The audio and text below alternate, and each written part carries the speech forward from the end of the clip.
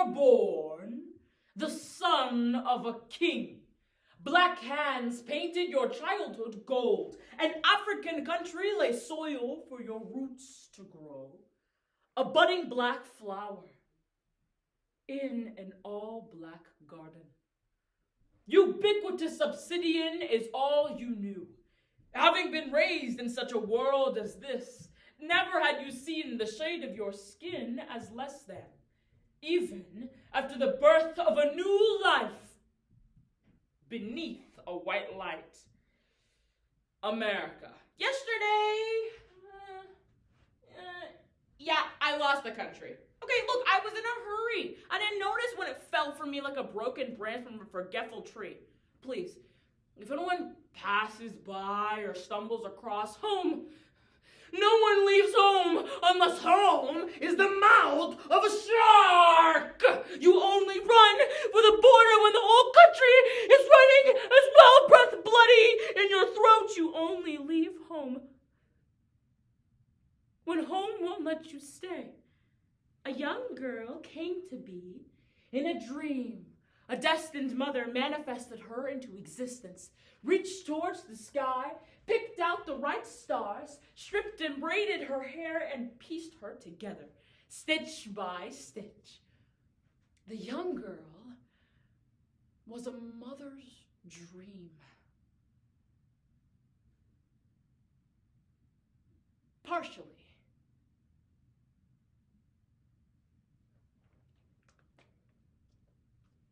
The intersectionality of the first and second generation Black immigrant experience heavily impacts our navigation through society.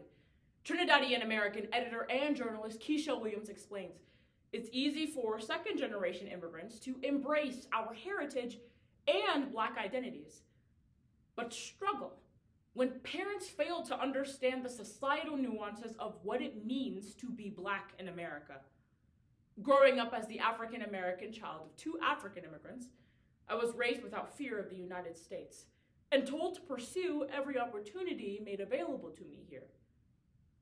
However, now as a grown Black woman, I've been exposed to the disparities of the Black experience, thus granting me the burden of educating my parents that the America they were promised doesn't exist, while still reminding them that they raised someone not willing just to fight for my own wildest dreams, but for theirs as well.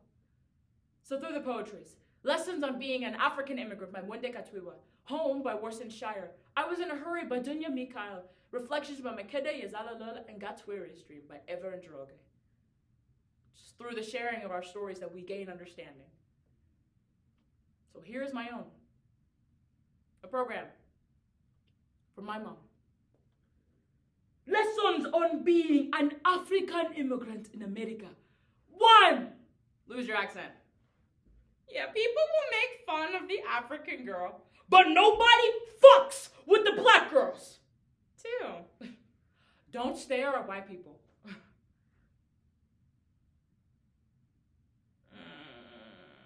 They're not animals in a zoo. You had arrived in the land of opportunities. The country had cast its spell on you, inducing your years-long sleep and entrapping you within the American dream like being stuck beneath the sheets of time's bed. The young girl, connected to her mother and land. The divine opportunity placed before her spurred her love of her new home. Yesterday, I lost the country. Okay, perhaps it's in a suitcase open to the sky or wrapped in the blankets of immigrants or helplessly forgotten in purgatory. No one leaves home unless home chases you. Fire under feet, hot blood in your belly. It's not something you ever thought of doing until the blade burned threats set to your neck. And even then, you carried the anthem under your breath. A mother dreamed of life and more life. The foreign nation founded on foreign soil and inspired by a foreigner's dream. A mother told her daughter, This land is your land. But one day, it shall be mine as well. 3. The jokes will come, okay? So don't envy your brother, David, or your mother, Lucy. The way their names roll smooth off foreign tongues is proof that colonization and assimilation, they go hand in hand. You find it harder to teach your son self-love as he asks why he can't be white. You fall silent when your daughter says she's been called the N-word. No. Never. Nothing. Nice. Perhaps my country is rising with the smoke of war, or disguised in the uniform of a policeman, or it's scattered like the dreams of new immigrants found in America as time passed and the young girl grew and grew. Life and more life morphed to death and more death. She saw mirrors of herself murdered, hung, slung, slumped onto sidewalks, necks nailed into concrete, and she cried to her mother that this is not what was promised. A mother told her that she did not understand. A mother told her, understand, no one spends days and nights in the back of a truck feeding a newspaper unless the miles traveled means something more than the journey. No one crawls underneath fences. No one wants to be beaten or pitied. If anyone stumbles across it, return it to me, please. I was in a hurry when I lost it yesterday. I want to go home, but home is the mouth of a shark. Home is the barrel of a gun, and no one leaves home unless it chases you to the shore and it tells you to leave. Run away from me.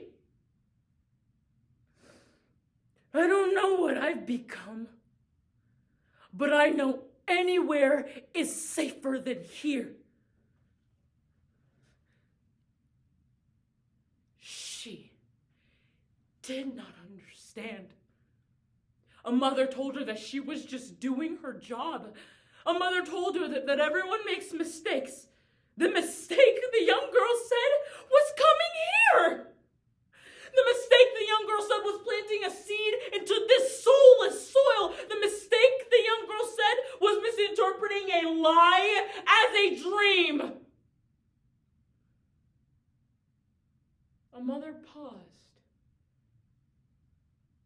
glancing at the mirror that was her daughter.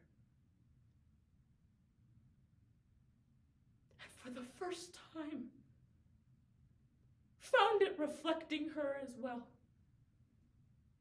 You have no need to get mad at those who mistake your status or competence. King is what you've been called, and you would never allow someone's wet paintbrush to taint the gold within your veins. Beneath your skin, beneath your ebony sheath, a mother fell to her knees and wailed at the loss of her dream, lamented the loss of her home and fruitlessness of years fighting for what was meant to be hers. The young girl leaned down and told her mother, the mistake was never yours.